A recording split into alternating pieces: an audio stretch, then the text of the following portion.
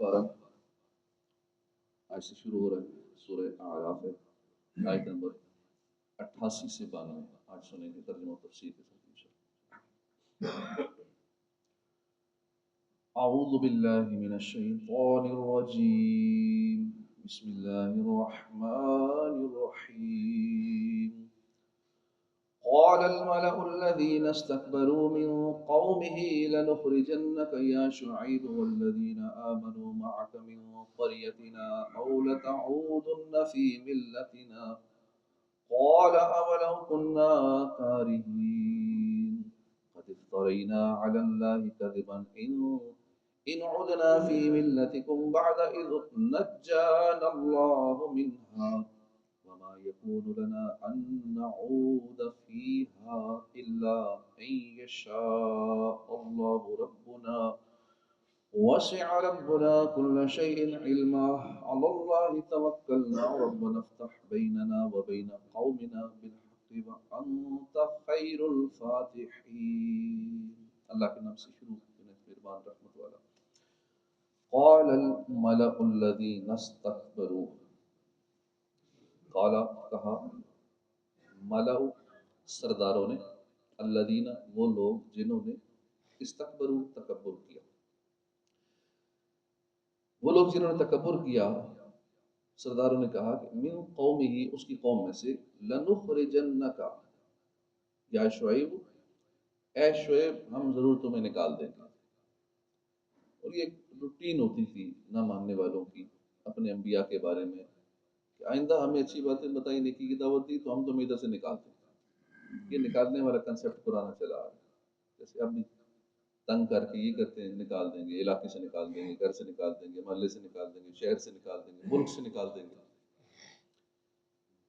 اے شعیب ہم تمہیں نکال دیں گے، والذین آمنوا اور ان لوگوں کو جو ایمان لائے، جو تمہاری بات مانیں گے ہم ان کو بھی نکال دیں گے، معک تمہارے ساتھ، من قریتنا اپنے علاقے سے، اپنے بستی سے، او لتعودن فی ملتنا یا پھر تم ہمارے دین پہ آ جاؤ۔ اب اللہ کے نبی کو کہہ رہے ہیں کہ ہمارے دین پہ آ جاؤ، جو ان کو سیدھا کرنے آئے ہیں ان کو الٹی دعوت دے رہے ہیں۔ قال فرمایا، اولو کننا کیا اگرچہ میں ہوں کارہین ناپسند کرنے والے، بیزار، قد افترینا علی اللہ کذبا بے شک ہم بہتان باندھیں گے، علی اللہ اللہ پر، کاذبا جھوٹ، ان ادنا فی ملتکم اگر ہم آ جائیں تمہارے دین میں، بعد اذ نجانا اللہ منہا اس کے بعد جبکہ ہمیں اللہ نے بچایا اس دین سے، وما یکون لنا اور جائز نہیں ہمارے لیے، ان نعود فیہا کہ ہم آئیں، فیہا اس دین میں، الا مگر، ان یشاء اللہ ربنا مگر یہ کہ اللہ چاہے جو ہمارا رب ہے، واسع ربنا کل شیء علما ہمارا رب ہر چیز کو گھیرے ہوئے ہے علم سے۔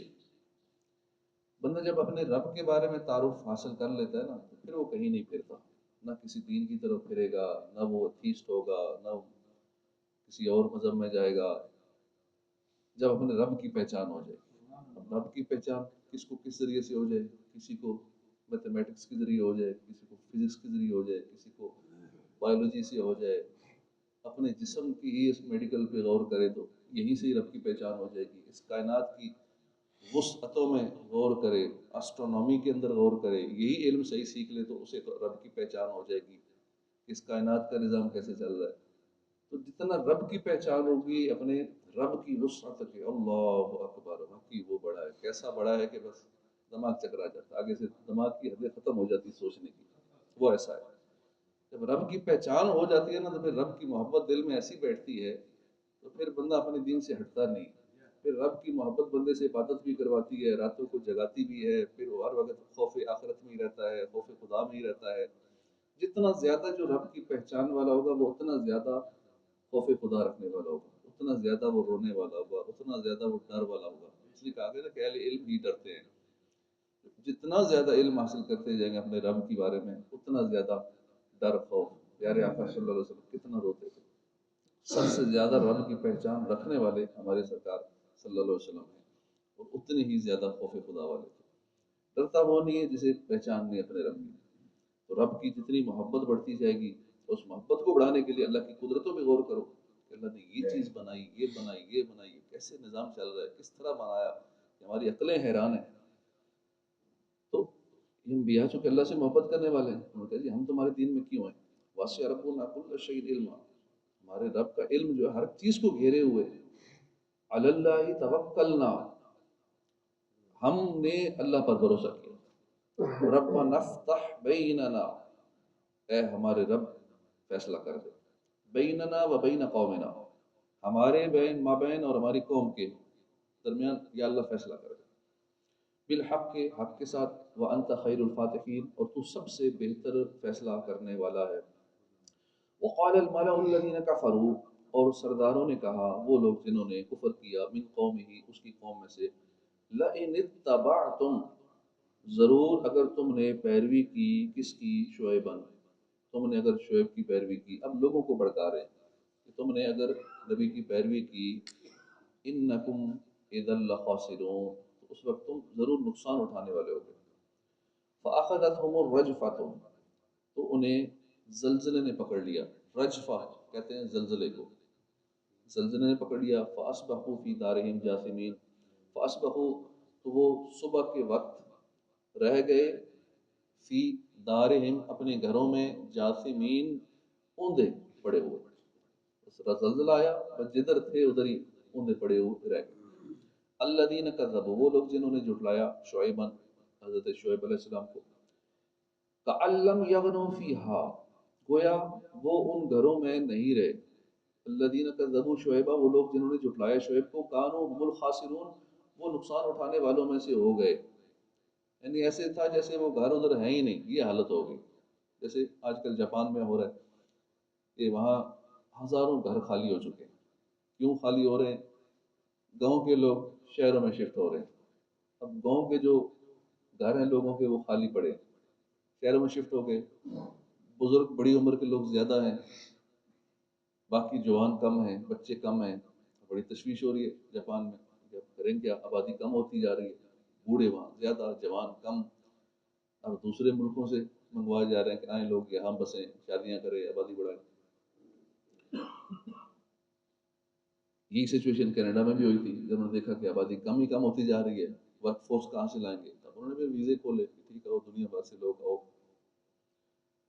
فتولی عنہم وقال یا قوم، تو شعیب نے منہ پھیر لیا، فتولی منہ پھیر لیا، عنہم ان سے، وقال یا قوم، اور فرمایا کہ اے میری قوم، لقد، ضرور، بے شک، ابلغتکم، میں نے تمہیں پہنچا دیا، رسالات ربی، اپنے رب کے پیغامات، ونصحت، اور میں نے خیر خواہی کی، لکم، تمہاری، فکیف آسا علی قوم کافرین، تو کیسے میں غم کروں کفر کرنے والی قوم پہ، کیونکہ انبیاء کرام یہ میسنجر ہیں، اللہ کا پیغام پہنچانے والے ہیں۔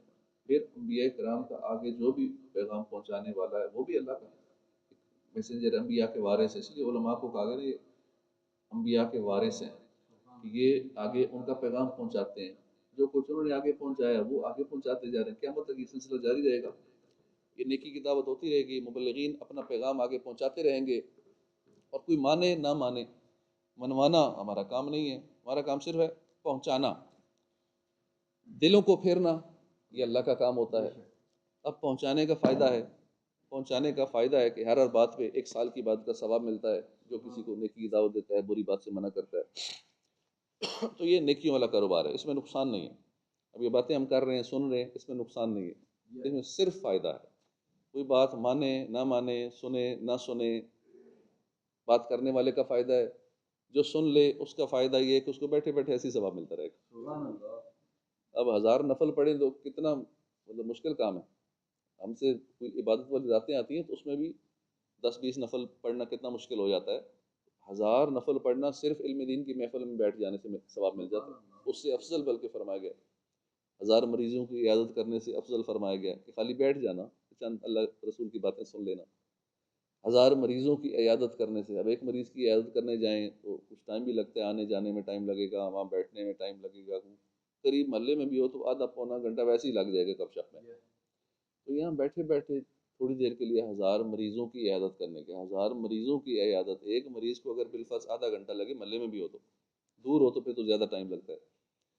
تو ایک مریض کا اتنا ٹائم لگا تو 1000 ملٹی پلائی بائی آدھا گھنٹہ کریں تو یہ کتنا ٹائم لگ گیا. یعنی کئی دنوں کی عبادت کا ثواب ہمیں مفت میں علم دین کی محفل میں حالی حاضر ہونے سے مل جاتا ہے. تو یہ فائدے والا کام ہے، نیکی والا بزنس جو ہے فائدہ ہی فائدہ، اس میں نقصان نہیں ہوتا. ترجمہ کنز العرفان. قال الملأ الذین استکبروا، اس کی قوم کے متکبر سردار کہنے لگے، اے شعیب ہم ضرور تمہیں اور تمہارے ساتھ والے مسلمانوں کو اپنی بستی سے نکال دیں گے، یا تم ہمارے دین میں آ جاؤ. پھر فرمایا کیا اگرچہ ہم بیزار ہوں. اس سے پہلی آیات میں حضرت شعیب علیہ السلام کے اپنی قوم کو کیے گئے واعظ و نصیحت کا بیان ہوا. آپ کا واعظ و نصیحت سن کر آپ کی قوم کے وہ سردار جنہوں نے اللہ اور اس کے رسول پر ایمان لانے اور پیروی کرنے سے تکبر کیا تھا، اس کے جواب کا ذکر اس آیت میں فرمایا گیا ہے. چنانچہ فرمایا گیا کہ حضرت شعیب علیہ السلام کی قوم کے متکبر سردار ان کی نصیحت سن کر کہنے لگے، اے شعیب ہم قسم کھاتے ہیں کہ ہم ضرور تمہیں اور تمہارے ساتھ ایمان والوں کو اپنی بستی سے نکال دیں گے. یعنی اصل مقصود تو آپ کو نکالنا ہے، اور آپ کی وجہ سے آپ کے مومن ساتھیوں کو بھی نکال دیں گے. شعیب علیہ السلام کی قوم کے سرداروں کی بے ادبی کی ہلاکت کا سبب بنی، ان کی جو بے ادبی تھی ان کی ہلاکت کا سبب بنی، کہ اللہ والوں کی شان میں جب بے ادبی کریں گے تو پھر اللہ پاک خود بدلہ لیتا ہے. اس سے معلوم ہوا کہ قوم کے سردار قوم کی ہلاکت کا باعث بنتے ہیں. کہ یہ سیدھے ہو جائیں تو قوم اعلیٰ درجے پہ پہنچ جاتی ہے، قوم کے بڑے سیدھے نہ ہوں تو پوری قوم خراب ہو جاتی ہے، بگڑ جاتی ہے، ذلت کی گہری کھائیوں میں گرا دیتی ہے پوری قوم کو. جیسے ہمارے یہاں ہو رہا ہے، اوپر سے سیدھے ہو جائیں سارا سسٹم سیدھا ہو جائے، اوپر سے IMF کا جو بھی آتا ہے اربوں خربوں میں کھائی جا رہے ہیں. آگے کیسے تقسیم ہوتا ہے، پہلے اپنا حصہ پھر باقیوں کا حصہ، ہر چیز میں اپنا حصہ.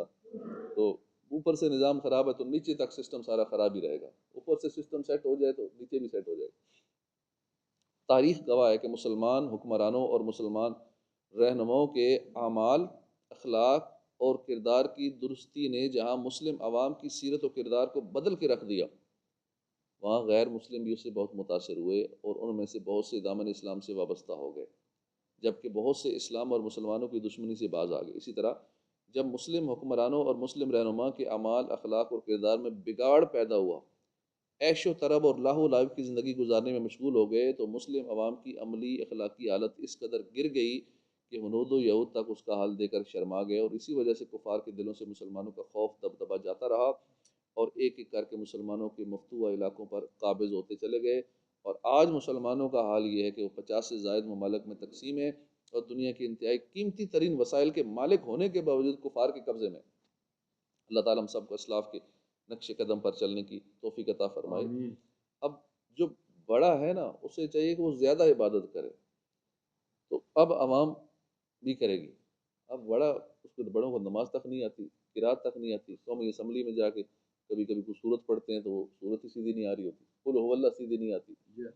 تو ایسے جب اوپر آ جائیں گے تو نچلوں کا حال کیا ہوگا، کہ جن کو دین کا نہیں پتہ اور اسلامی ریاست کے بڑے ہیں.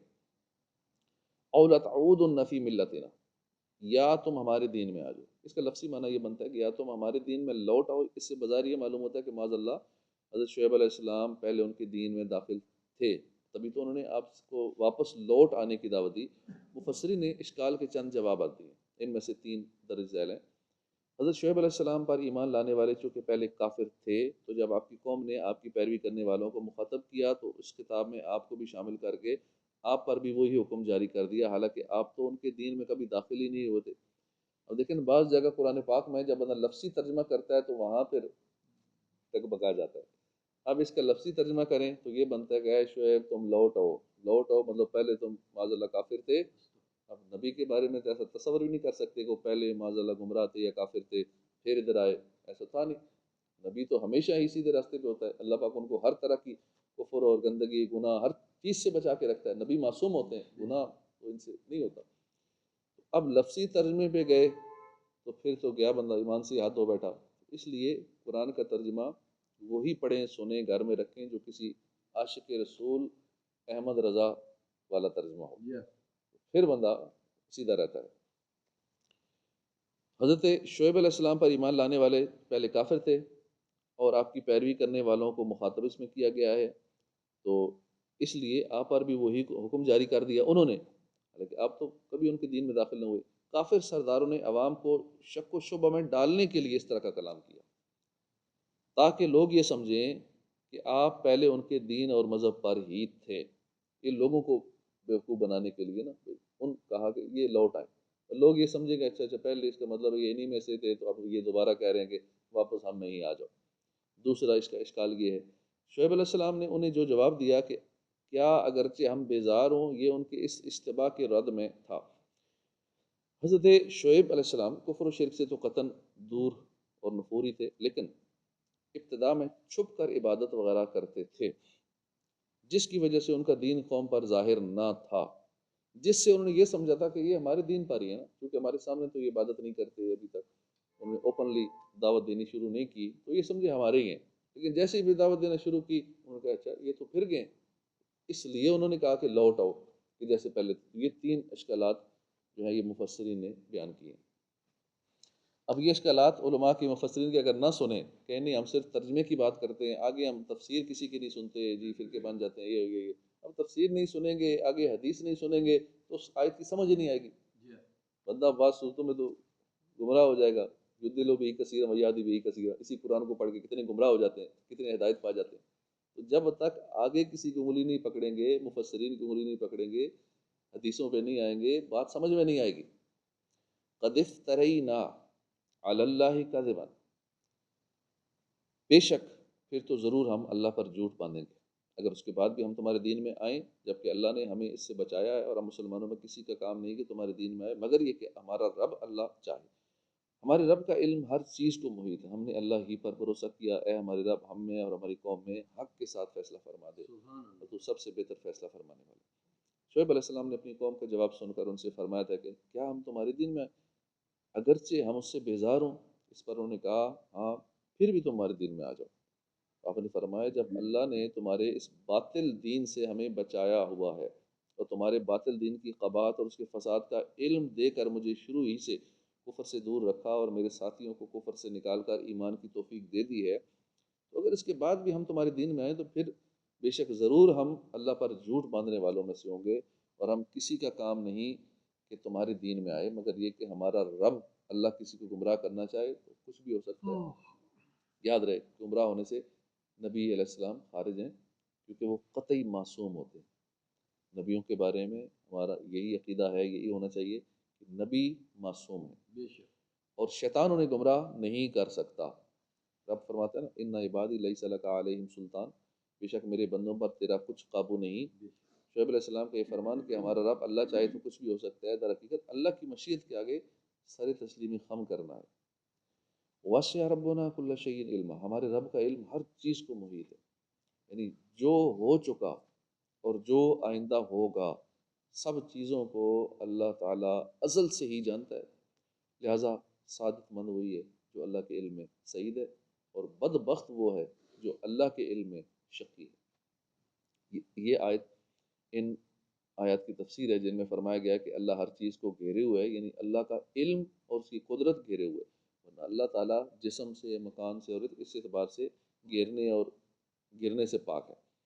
اس کی مزید تفصیل سورہ نساء کی آیت نمبر 126 کی تفسیر میں ملاحظہ فرمائیں، علی اللہ توکلنا، ہم نے اللہ ہی پر بھروسہ کیا، یعنی ہم نے ایمان پر ثابت قدم رہنے اور شریر لوگوں سے خلاصی پانے میں اللہ ہی پر بھروسہ کیا۔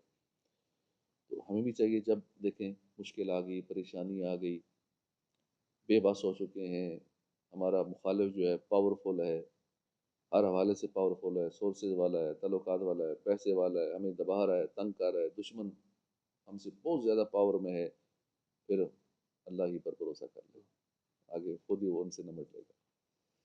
توکل کا مفہوم یہ ہے کہ اسباب پر اعتماد کرتے ہوئے نتیجہ اللہ پر چھوڑ دیا جائے۔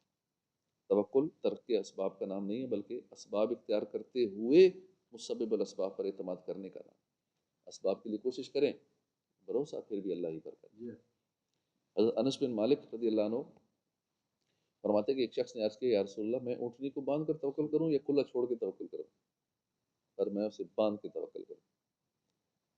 ہم دکان کو تالا لگا کے توکل کریں گے، ایسے نہیں کہ دکان کھلی چھوڑ دو اللہ پہ توکل ہے، یہ توکل نہیں ہے۔ توکل یہ ہے کہ دکان کو لاک کر کے سیکیورٹی کا پورا انتظام کر کے اب توکل رب پہ کرنا. ربنا، اے ہمارے رب. جب حضرت شعیب علیہ السلام کو قوم کے ایمان لانے کی امید نہ رہی تو آپ نے یوں دعا فرمائی، ربنا افتح بیننا و بین قومنا بالحق وانت خیر الفاتحین. اے ہمارے رب، ہم میں اور ہماری قوم میں حق کے ساتھ فیصلہ فرما دے اور تو سب سے بہتر فیصلہ فرمانے والا ہے. زجاج نے کہا کہ اس کے یہ معنی ہو سکتے ہیں کہ اے ہمارے رب، ہمارے امر کو ظاہر فرما دے. اس سے مراد یہ ہے کہ ان پر ایسا عذاب نازل فرما جس سے ان کا باطل پر ہونا اور شعیب علیہ السلام اور ان کے متبعین کا حق پر ہونا ظاہر ہو. جتنے بھی ہم یہ واقعات پہلے قوموں کے پڑھتے ہیں، انبیاء کرام کے پڑھتے ہیں، دیکھیں نا پوری زندگی پھڈے ہی چلتے رہے. پھڈا کس بات پہ؟ دین پہ. دنیا داروں کے پھڈے ہوتے ہیں دنیا داری میں. پھڈا ہر ایک کی زندگی میں. کوئی یہ نہ سمجھے کہ زندگی میں کبھی سکون ہے. سکون نہیں ہے کسی کی زندگی میں. کبھی یہ مسئلہ، کبھی دینی پھڈے نہیں ہوں گے تو دنیاوی پھڈے ہوں گے. اس لیے دین کی ٹینشن لے لیں تو اللہ پاک دنیاوی ٹینشنیں ختم کر دے گا. تو رولا ہے جب تک بندہ زندہ ہے، رولا، پھڈے، جھگڑے، ٹینشنیں یہ ضرور ہوں گی. سارے نبیوں کی دیکھیں کتنا تنگ کیا گیا ہے انبیاء کرام جن کے واقعات ہم پڑھتے ہیں. ساری قوم مخالف ہے، ہر وقت جان کے دشمن بنے ہوئے ہیں، کبھی دھمکیاں دے رہے ہیں تم یہاں سے نکال دیں گے. یہ ڈیلی بیسس پہ نہیں، ہر وقت ہی پلاننگ ہو رہی ہے ان کے خلاف. ہمارے خلاف کبھی تھوڑی سی پلاننگ ہو تو ہم پریشان ہو جاتے ہیں. تو انبیاء کرام کی حالات و واقعات سے تسلی ملتی ہے کہ جب ان اللہ والوں کو، اللہ کے اتنے پیاروں مقبول ترین بندوں کو لوگوں نے نہیں چھوڑا تو ہم تو کسی خاتمے ہی نہیں ہیں. وقال الملأ الذین کفروا، اور اس کی قوم کے کافر سردار بولے کہ اگر تم شعیب کے تابع ہوئے تو پھر تم نقصان میں رہو گے. شعیب علیہ السلام کی قوم کے سرداروں نے جب شعیب علیہ السلام اور ان پر ایمان لانے والوں کی دین میں مضبوطی دیکھی تو انہیں یہ خوف لاحق ہوا کہ کہیں اور لوگ بھی ان پر ایمان نہ لیں. چنانچہ وہ لوگ جو ابھی تک ایمان نہیں لائے تھے انہیں معاشی بدحالی سے ڈراتے ہوئے کہنے لگے کہ اگر تم نے شعیب علیہ السلام پر ایمان لاتے ان کی دین کی پیروی کی اور اپنا آبائی دین اور مذہب اور دیگر کام جو کم تولنے والے، کم ناپنے والے اور برے کام جو کہ تم کرتے تھے، اگر وہ چھوڑ دیا سن لو تمہیں پھر نقصان ہوگا. کیونکہ اس طرح تمہارے تجارتی لین دین میں تمہیں پھر پورا تولنا پڑے گا. اگر تم اچھے ہو گئے، ان کی بات مان لی تو صحیح تولنا پڑے گا، ایماندار ہونا پڑے گا. اور جب ایماندار ہو جاؤ گے، صحیح تولو گے، ناپو گے، تمہیں نقصان ہو جائے گا. تو اس لیے ان کی بات ہی نہ مانو. شعیب علیہ السلام کی قوم کے سرداروں کی یہ روش ان کی بیمار ذہنیت کا پتہ دیتی ہے کہ احکام الہیہ کی پابندی میں اپنی ناکامی، جبکہ راہ راست پر چلنے میں اپنی ہلاکت اور دین حق پر ایمان لانے میں انہیں مہم خطرات نظر آنے لگے اور انہوں نے دوسروں کو بھی دین حق سے دور کرنے کی کوشش شروع کر دی. اس طرح کی بیمار ذہنیت کے حامل افراد کی ہمارے معاشرے میں بھی کوئی کمی نہیں. اسلام کے اصول و قوانین کو اہمیت نہ دینے والوں، شریعت کے قوانین میں تبدیلی کی رٹ لگانے والوں، زکوٰۃ کو ٹیکس تصور کرنے والوں، رشوت کو اپنا حق سمجھنے والوں، ناپ تول میں کمی کرنے والوں، پردے کو عورت کی آزادی کے خلاف قرار دینے والوں، اسلامی سزاؤں کو ظلم اور بربریت شمار کرنے والوں کو چاہیے کہ اہل مدین کے حالات اور ان کے انجام پر غور کریں. ہمارے میں کتنے لوگ یہ نعرے لگانے والے ہیں کہ اگر سودی نظام کو چھوڑ دیا تو پھر نقصان ہو جائے گا، ہماری قوم ترقی نہیں کر سکے گی، ترقی رک جائے گی. اس جملے میں اور اہل مدین کے جملے میں کتنا فرق ہے، اس پہ غور کر لیں. وہ بھی یہی کہتے تھے، آج بھی ہماری یہی کہتے ہیں کہ نہیں غلط کام چھوڑے تو پھر مجبوری ہے نا، کھلانا بھی ہے، گھر کا خرچہ کیسے چلے گا، یہ جوئے والی گیمیں نہیں کھیلیں گے تو فلاں غلط کام نہیں کریں گے تو پھر کیسے نظام کیسے چلے گا، مجبوری ہے. آپ کو تو مل رہا ہے اس لیے باتیں کرتے ہیں، ہمارا سرکٹ نہیں چل رہا اس لیے مجبوراً کرنا پڑتا ہے. یہی باتیں کفار بھی کیا کرتے تھے. فَأَخَذَتْهُمُ الرَّجْفَةُ فَأَصْبَحُوا فِي دَارِهِمْ جَاثِمِينَ، انہیں شدید زلزلے نے اپنی گرفت میں لے لیا تو صبح کے وقت وہ اپنے گھروں میں اوندے پڑے رہ گئے. جب شعیب علیہ السلام کی قوم کی گمراہی اپنی انتہا کو پہنچ گئی اور ہر طرح سے سمجھانے، عذاب الہی سے ڈرانے کے باوجود بھی یہ لوگ اپنی سرکشی سے باز نہ آئے تو ان پر اللہ کا عذاب نازل ہوا. اس آیت میں ہے کہ اہل مدین کو شدید زلزلے نے اپنی گرفت میں لے لیا، جبکہ سورہ ہود میں اس طرح ہے کہ وَأَخَذَتِ الَّذِينَ ظَلَمُوا الصَّيْحَةُ، اور ظالموں کو خوفناک چیخ نے پکڑ لیا.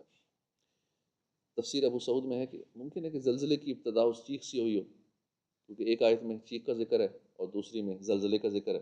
بندہ کہے کہ نہیں یہ کیا، اللہ پاک نے ایک جگہ اور فرمایا، ایک جگہ اور فرمایا، اب سچی بات کون سی ہے، یہ سچ ہے یا وہ سچ ہے. اب ان چکروں میں بندہ پڑ جائے گا کہ سچ کیا ہے، دونوں سچ ہیں.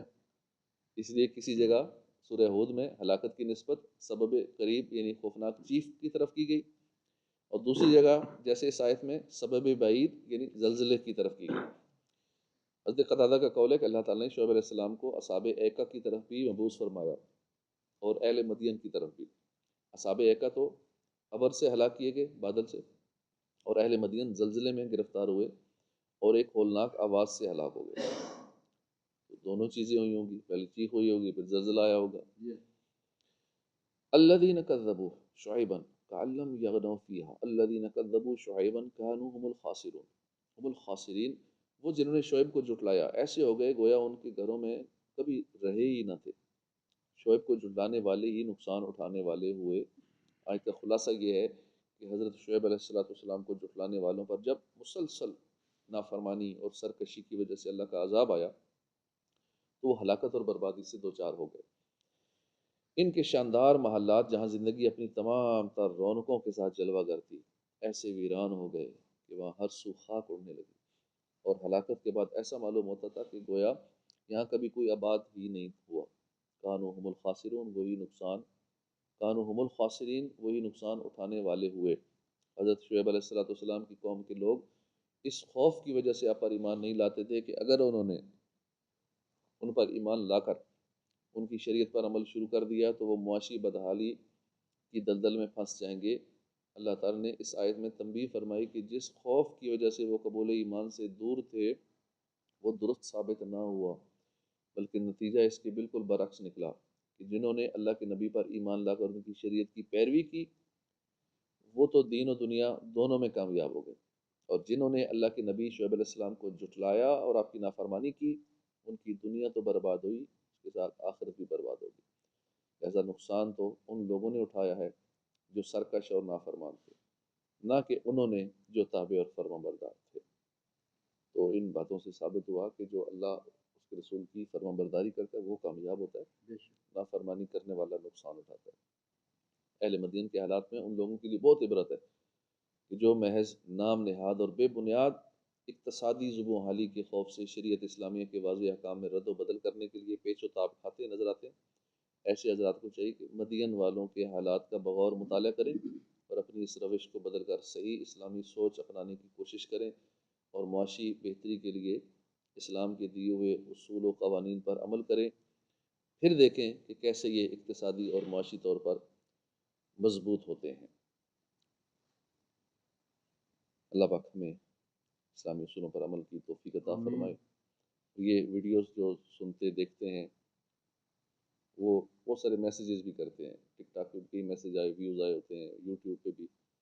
میں زیادہ نہیں دیکھ پاتا میسیج اگر کرنا ہو تو واٹس ایپ پہ کر دیں گے، مجھے واٹس ایپ کے میسیج دیکھتا ہوں، باقی بہت سارے سینکڑوں میسیجز آئے ہوتے ہیں ویوز، پتہ نہیں کس نے کیا میسیج کیا، پڑھ ہی نہیں پاتے۔ اس لیے جو بھی ویڈیو یہ دیکھ رہے ہیں وہ میسیج اگر کو کرنا ہے تو وہ واٹس ایپ پہ ہی کریں۔ صدق اللہ العظیم۔